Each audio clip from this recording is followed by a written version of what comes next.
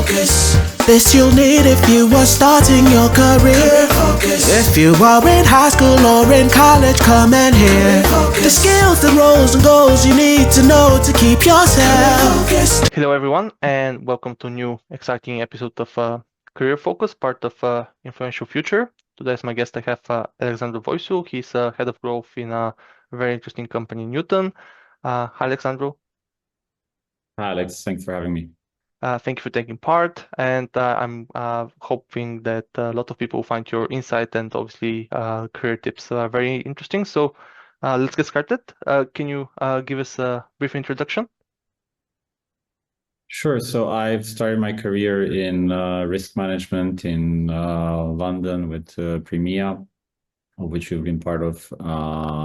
It's been a very interesting opportunity to be seeing people from across the financial services industry, seeing how different banks think, what their personality is, how they approach problem solving, and also looking at the technical natures of risk and embedding those into my foundation. And then I've had a stint in asset management, which was always my passion from about 15 years old, or let's say. And about 7, 8 months ago, I've joined Newton in a different industry that's much more dynamic, iterates much faster. As you know, asset management is very regulatory stricken, I would say. And unfortunately, I think that, especially in Europe, the industry moves way too slow. There's regulatory developments in the US right now, which make it a more attractive jurisdiction. And I think it's always better to be part of a higher growth industry than one that's slightly compressing. No, that's a lot of things are on point, and obviously, I think a lot of people have probably your insight as well. So, what made you going to initially in career into finance? Obviously, you mentioned you studied this at university, you did investment management at Henley. So, what made you decide, oh, I actually want to do a career in investments and finance? Actually, I was about 10, and I didn't know exactly how prices were being formed in the market. So why would a stall of Coca-Cola would cost $100, for example? And I kept asking my dad to explain this to me, and he couldn't give me a good enough explanation. So I had to keep reading and reading and reading and reading. And at some point, I understood what order book is. And how prices have ended up being displayed were formed. And I just found it fascinating looking at supply and demand for a lot of markets and understanding them, understanding their key drivers, understanding what's moving prices, what's the most important thing that you should be tracking, and kind of like making sure that you understand the investment mosaic, which is not something very easy to do these days. No, it's true. I mean, I think that has evolved quite a lot, especially after the financial crisis. It's become a very key focus. Obviously, there's a lot of specific regulation dealing with that as well. And obviously, if at least initially, that's why you got interested into risk, because obviously you worked in Premier for a long time. So for our listeners who maybe don't know, Premier is called the Professional Risk Managers International Association. It's the competing organization to GARP, the organization that does the financial risk management certificate. So Premier has their own set of certificates. It's its own separate organization, and obviously you were there for quite a few years. So how did you get involved with Premier in the London chapter? Yeah, it was an interesting story. So the Premier president was my former professor at Reading University. Her name is Carol Alexander, and she wanted to keep me over for a PhD program. I didn't want to join a PhD program.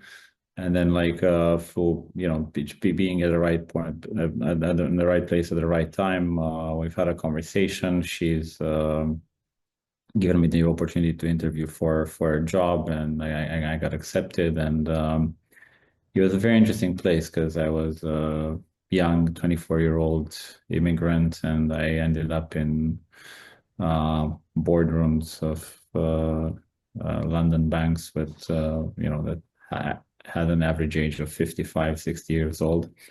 So it's a challenging position to be in the first few months, but I love a good challenge, so I I I wanted to rise up to it. Yeah, and that's the story of how I started, and I think like you get attached to Premia. I think you get attached to the energy of the volunteers. You get attached to the topics, the events, the community, and it's a nice place to be. No, I like Premier quite a lot because they did a lot of events, especially before the financial crisis. I unfortunately haven't seen that much events happening right now, maybe because of different focus. But before that, they were amazing because you would, like you mentioned, you would have huge events with very senior people, stakeholders from all kinds of areas of the industry, which was quite interesting. And that's why I'm still a member, obviously, of the organization because I did the PRM certificate. And to get to your next chapter, so obviously you spent quite a few years with Premier. Then at one point you actually moved and you actually started with CertInvest. So can you tell us a bit about what excited you about joining the asset management side? Yeah, I love asset management because it's you're making money for other people, and you're providing a better retirement environment for them, and you get to educate them to save more. And yeah, I think there's a lot of social good Mm-hmm. that asset management provides. Um, and doing it in an institutional framework can be very rewarding. It can also be Mm-hmm. very challenging because of the regulatory environment and how like especially in the last few years, I think the regulatory environment has become uh, way too intense. But yeah, going back to the basics, it's about making money for investors, and I think it's a noble cause. No, I mean, I personally got involved in asset management because I liked, like you mentioned, the fact that you learn about different investment strategies, learn a lot about how the economy works, and also how that's being interpreted from the less fund investment, and how important it is to understand the different nuances to make the right investment choices. But obviously, like you mentioned, has an impact for people who actually invest in those funds and basically to help them grow their savings or investments long term. I think it's quite tricky because obviously we've had a lot of uncertainty the last few years in the markets. Obviously, the most recent one is obviously the COVID pandemic, but there's been other disruptions in the market, and that makes it very difficult to make the right choices. So you spent at Set Invest quite a few years, and then you obviously you mentioned you recently joined Newton. Can you tell us a little bit about Newton and what is your current role as head of growth involved? Sure. So just want to talk about market disruptions a little bit Yeah, beforehand, sure, because of course, feel free. you've Yes. mentioned them, and I think like since Trump entered the mandate, like you've been having like daily disruptions and weekly seismic shifts. So indeed, it's not easy to position. It's good, I think, to try to understand a grand strategy and what's behind the words and where he's trying to uh, take the administration and the world and his negotiating positions, etc. And then I think like these dislocations can provide massive opportunities. With regards to Newton's a fast-growing company.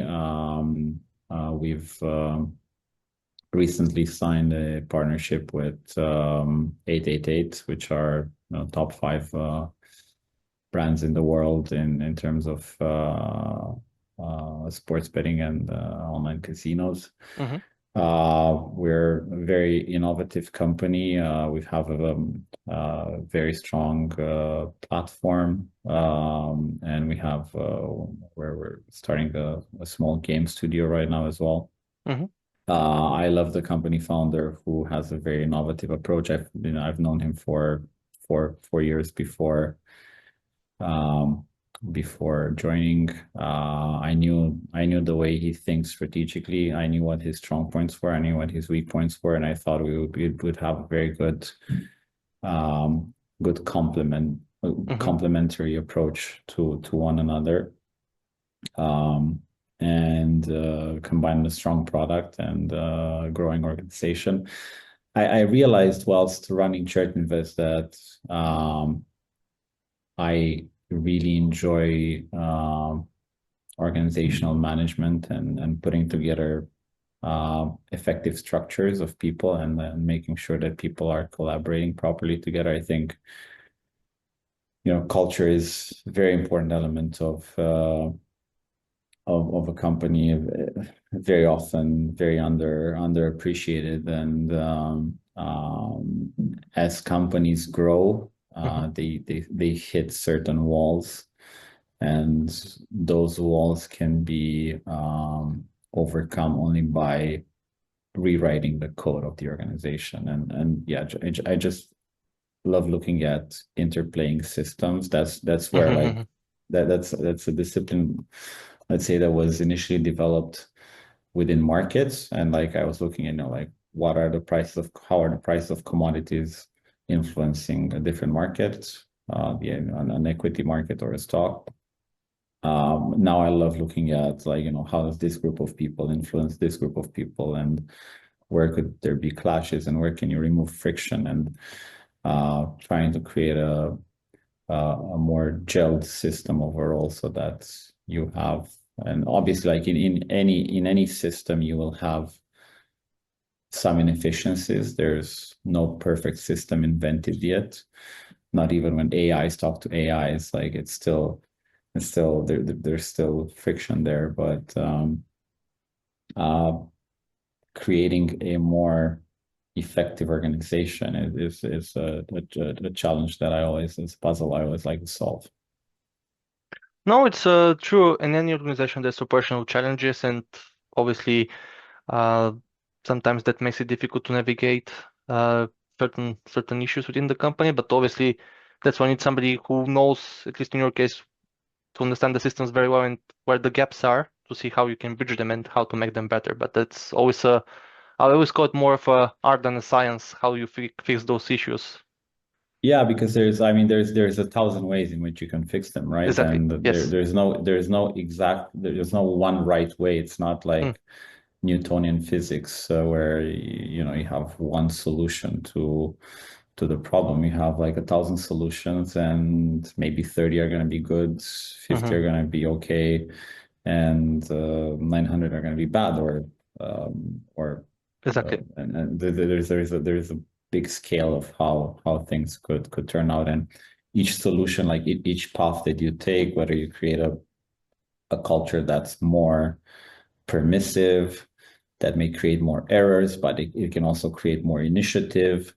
So if you have a tolerance for errors, then those initiatives can counterbalance the errors.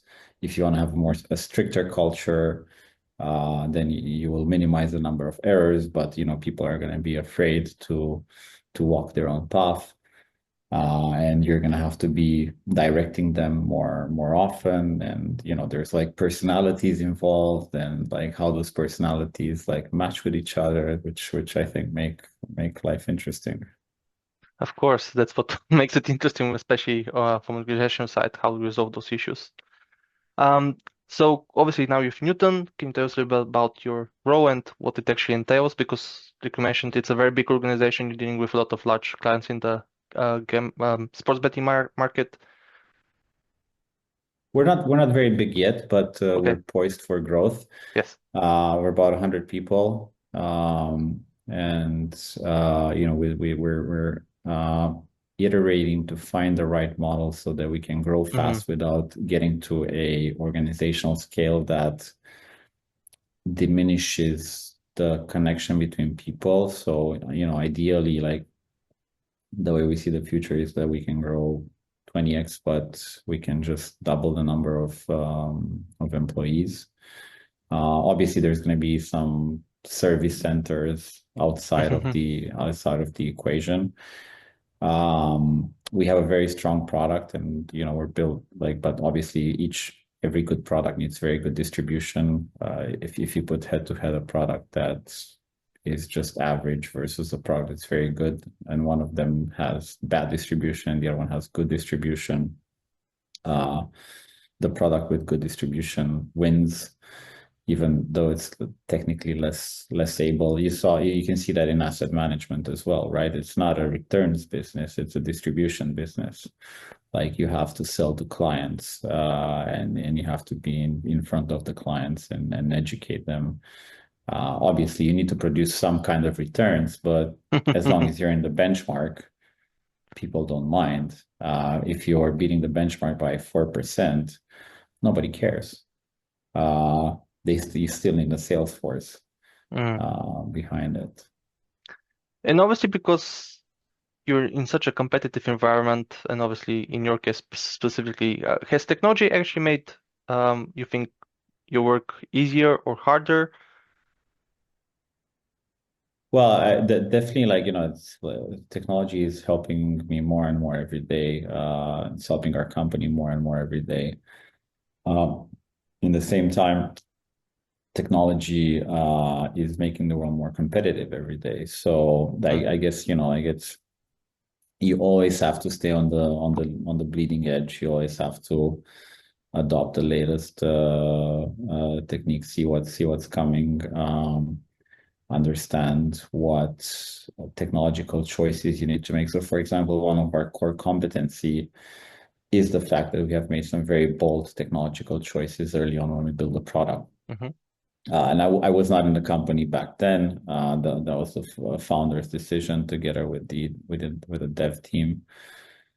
But they managed to build a very modular system that legacy systems that are 15 years old cannot compete with. Yeah, it's the same problem in banking. You have 120 systems that are patched onto one another, and it's just whenever you add something new, it just goes very slowly, or you have to add a lot of compute resources to it in order to make it run properly. We have the advantage of having built a product in the last 5 years. We built it for ourselves. We understood where the leakages are in the business. As we come from an operating background, and we try to minimize those and to make the platform as efficient as possible. But obviously, there will be new platforms that come along that are built in 2025, and we have to keep up and make sure that our performance parameters and our performance mode is maintained in the future as well. So no, of course, that makes a lot of sense. And as you mentioned, technology tends to move quite quickly. So sometimes with new technology, you get a lot of interesting opportunities. And because in your case, you've had the opportunity to use the latest technology, everything is much more scalable, because there's quite a few other companies that if they use outdated pieces of software, that makes it very difficult for them to navigate the changing circumstances. So in your case, what are the most common tools or apps you use on a day-to-day basis? Personally, I'm not a developer, so I personally use the LLMs most. LLM, so ChatGPT, Copilot, Claude, those type of things, right? Yeah, Grok. Yeah. I think the latest model of Grok is really, really, really good. Gemini 2.0, the pro version is worth the money, especially for if you want to do a research report about a new market. It does amazing web scraping and structuring of information. And yeah, I generally it's data and communication tools. I I'm not so high tech, but I remember. So I remember reading Sorry, I'm going a bit on a tangent here, but I remember reading the singularities near. I think it's Ray Kurzweil, the author. He was the head of research for Google. And I read the book around 2010, so Mm-hmm. 15 years ago. And he was talking how in 2025 to 2030, we will get to singularity. Singularity being defined that you can upload human consciousness in the cloud or in a computer. And like I was trying to keep up with research on AI even back then because machine learning was very important in finance. So I was, Mm-hmm. Of I course. was toying around MATLAB, looking at things, looking at research papers, and I saw how far away we are, and I thought, Ray's crazy, right? But Mm. look at us, we're tracking to his prediction. So I think, I think the near future is going to have a lot of interesting uh, interesting surprises for us. No, that's very Um, true. Very true. I think technology, especially machine learning, it's actually quite old. It's been around since the 70s. The main difference these days is we actually have the computational power to actually utilize those models much more efficiently because obviously back then computing power was tiny. And obviously that's why we have a lot of big tech companies developing new processes and new tools all the time. Uh, but it's making it quite challenging to keep up. Who is the best model? What it does best? Does it do coding best? Does it write articles best or something else? How does it actually analyze data? Sometimes, obviously, it invents articles or data itself out of thin air, so you have to actually verify what you're being given.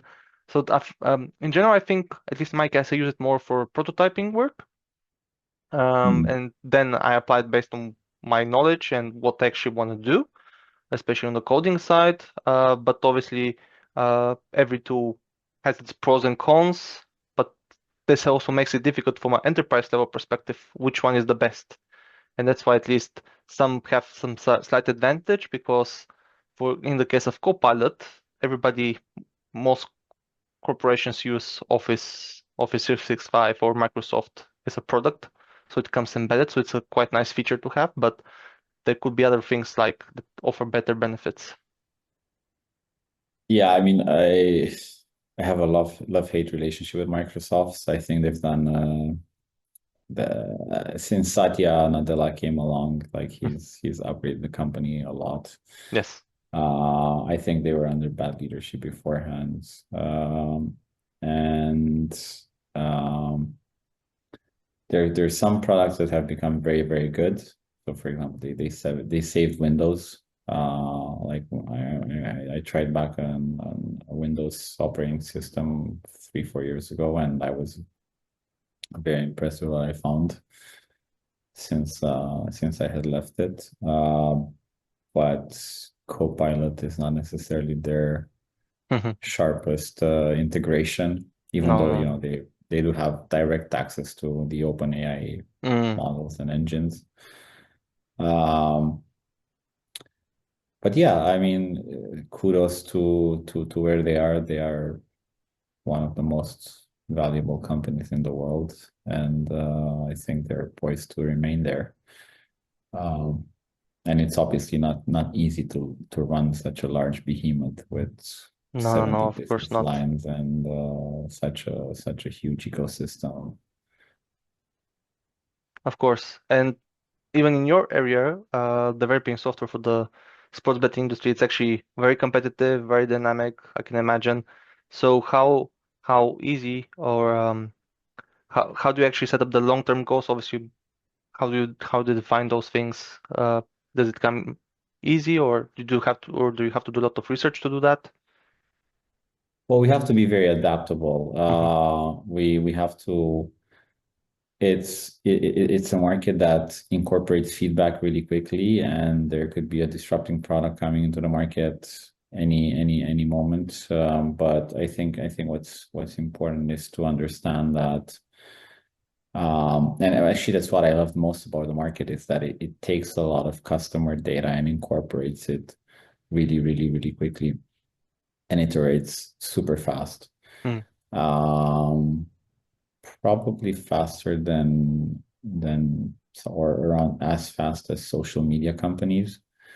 And For me, that was very important versus, having a very stable phased approach in Mm-hmm. banking, asset management, where you have to take a decision for so many committees and for compliance and da da da da. Um, and Yeah, it's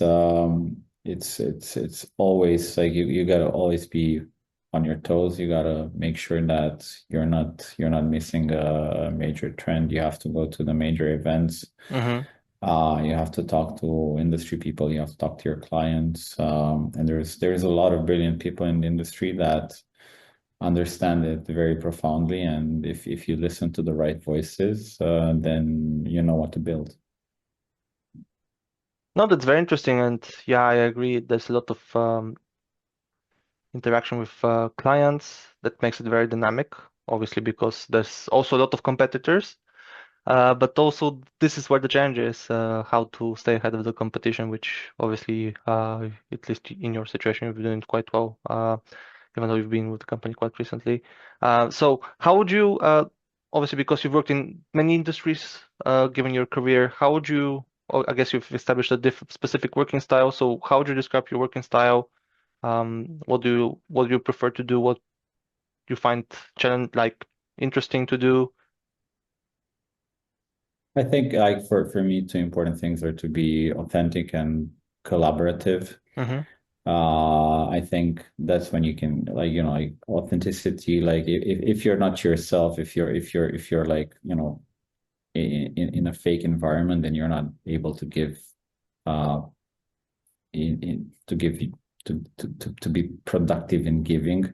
I Mm-hmm. mean, you can be there, you can do some things, but like you're just like working on the margin. But if you really want to change the core, like you have to invest your core and that means like being authentic. So you first got to find the right environment for you, and then um being collaborative. I think it's definitely a non-zero sum game or a positive additionality game where like you put a diverse set of minds on a problem, and you really do get a multiplayer player of the output, for that situation.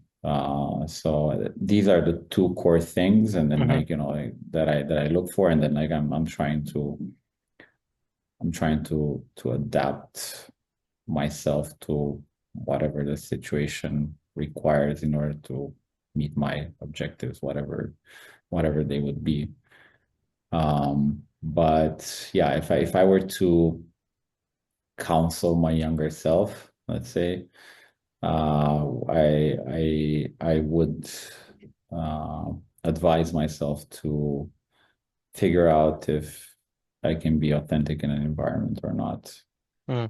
um, early on. No, that's I think, a very, very good advice. And obviously, you mentioned how important company culture is. Have you found out that company culture is actually uh, very important in terms of defining how people interact within the organization? And I think also, especially the small organization is actually better because you tend not to get too many silos, especially if you have to do, let's say, collaborative projects or improvements for other organization. It makes sense to have more people who are actually involved in the decision making, especially if the company is not too big, obviously. Yeah, I mean, company culture is again a very esoteric thing, but that has a very high impact And it's again one of those things where, you know, like just like management, it can take 1,000 different forms. And you know, it changes. It changes not every day necessarily, but it changes sometimes even like monthly. Like it depends. Like, you know, there's influential people who go through their own cycles, who leave their mark on the organization. And you know, I know I haven't been the way I wanted to be many times, and I've maybe influenced the company culture in a less optimal way than I would have wanted. But you know, it's one of those things that you have to keep doing. It's like, you know, like working out, eating healthy. Like you sometimes go a bit astray, but you always try to come back to whatever your path is. Or like, I don't know, improving your game of golf, or it's like one of my hobbies. Like you're working on it, you're making progress, and then you're forgetting something, and you're like going back up. So yeah, it's something that must be very deliberate, but I think it's extremely important. And I came across a quote, I forget who was it from, but that sums it up very nicely. And it said, culture is what happens when nobody's looking, you know, and ideally, you'd like people to be as close to your decision making process as possible when you're not looking. Because like if you have to be looking on everybody, then their entire controlling framework is going to cost a lot of money. Of course. Yes. And plus you know, you're not going to get, you're going to get people working in cubicles that are like in a straitjacket, and that like they have to like follow a very certain path, whereas like, or you can have like open people that can really create and take a blank piece of paper and make something of value on it, and then like deliver a project for the organization. So yes, I think culture is extremely important. I think it should be worked on monthly at least. But by putting significant time into it, it should be something that the board looks at. It's something that the management looks at. And yeah, everybody. I think it's very important to do some self-diagnosis tools as well, to figure out, you know, what kind of personalities you have in the room and in the company, and to figure out what kind of culture works. Because they're, you know, like the beauty of the human race is that we are so wide on the spectrum. And you can find such different people when you hire, like, you know, like if you don't know what your culture, how you want your culture to be like, how can you make hiring decisions? Yes. You know, like, I mean, you'll make technical hiring decisions, and they're going to work for a year. But an employee is truly, or a colleague is truly productive after the first year. And then, like, you know, you keep having these like bad relationships that end up being semi-productive. Whereas you could have like long-term relationships that take you very far. Yeah. I'd obviously choose the latter. No, that's a very good advice, I think. And I do believe that especially in small organizations, it's actually easier to keep the culture consistent, whilst with large organizations that makes it much more difficult, because it's so many different layers and so many different teams. It's very hard to keep a consistent culture in place. Yeah, but at least you have resources there, Yes. you know, like yes. And in the small companies, sometimes you're very resource constrained, so you have to like build culture on the campfire. Yes. Whereas, you know, like when you have like a 10, 20,000 person company that has a 9-10 figure P&L, like you can you can create more structured approaches, but indeed, you know, size does paralyze a little bit, and you've got to be very careful at Of what course. rules you set in place in order not to cripple the organization. No, that makes a lot of sense. Exactly. And it's obviously where people, senior managers have to come in and step up and define how that's gonna happen, which is extremely important. So now for my final question. So if there's one piece of advice you can give young people who are just starting out in their career, what that advice would be? I'd say have a very good understanding of AI systems. Because I think like a very good user of AI systems can be 5 times more productive than Hmm.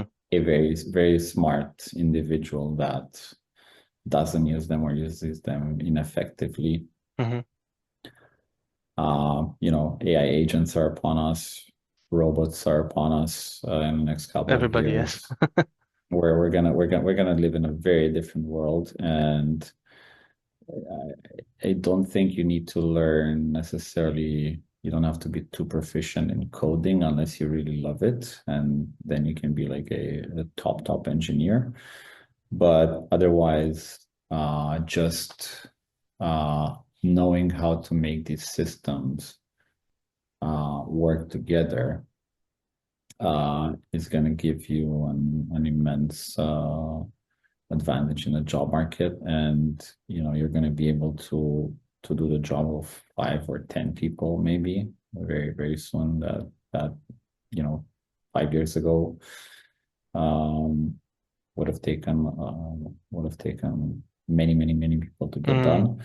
And if you can deliver that in an environment, then you're a very productive member of society, and then like the world's your oyster, and you can start making choices. And then you can also, so learning AI is very important. mm-hmm. I'm sorry, I'm not going to stick to just one piece of advice, but learning AI is very important. I think like also like looking within yourself, understanding who you are, and understanding where would you fit well, Mm-hmm. because obviously in the first 10 years of your working life, or these first 5 years, you want to have very good mentors, and so you want to be in an environment where you can learn and absorb from a Mm. lot of people. That's when you do absorb a lot. I wish I could be such a sponge as I was when I was 24. uh and so yeah, surround yourself with people that you really, really, really admire, and but know why you're admiring them, not Mm. just because they had uh, professional success. Like look at other dimensions of life as well. No, I think that's a very good advice. You have to be flexible, open-minded, learn new things, and career is a dynamic thing. It's not static, so you have to be open-minded to take new challenges. I think that's a very good advice. Indeed. And on this point, I want to thank Alexandru for taking part in the podcast and for taking his time. I hope that a lot of people will find his advice very useful. Thank you. Thank you for taking the time. Thank you very much, Alex. Thank you. And It on was a this note, pleasure. I would like to thank our listeners, and I hope to catch you in our next episode. Thank you very much.